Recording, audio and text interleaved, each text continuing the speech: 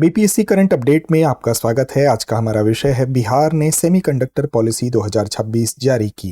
बिहार सरकार ने अपनी व्यापक औद्योगिकीकरण रणनीति के तहत सेमीकंडक्टर नीति 2026 शुरू की है। बिहार मंत्रिमंडल द्वारा स्वीकृत इस नीति का उद्देश्य निवेश आकर्षित करना, रोजगार के अवसरों का सृजन करना और सेमीकंडक्टर तथा इलेक्ट्रॉनिक्स विनिर्माण उद्योगों को बढ़ावा देकर बिहार को पूर्वी भारत के एक प्रमुख प्रौद्योगिकी केंद्र के रूप में स्थापित करना है।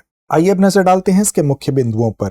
यह नीति सेमीकंडक्टर उत्पादन और उससे संबंधित क्षेत्रों के लिए एक सहायक पारिस्थितिक तंत्र विकसित करके बिहार में औद्योगिक विकास को बढ़ावा देने का प्रयास करती है।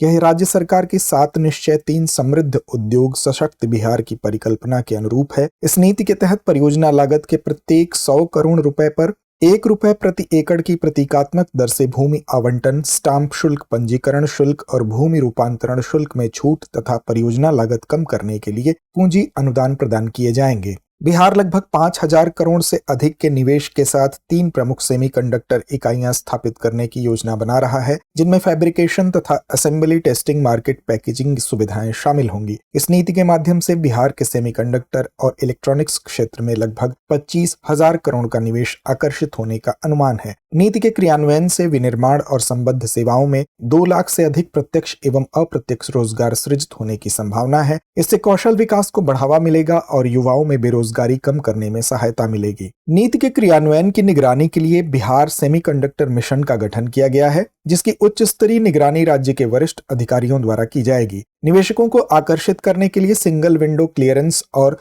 सरल नियामक प्रक्रियाएं लागू की जाएंगी।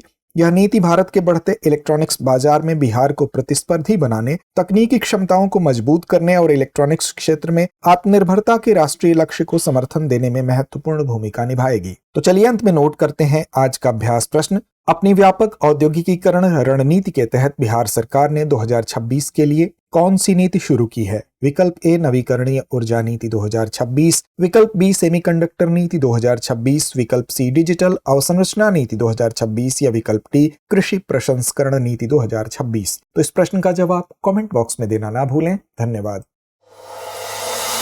अब एग्जाम की तैयारी को और बेहतर करने के लिए हमारे चैनल को लाइक, शेयर और सब्सक्राइब करना ना भूलें।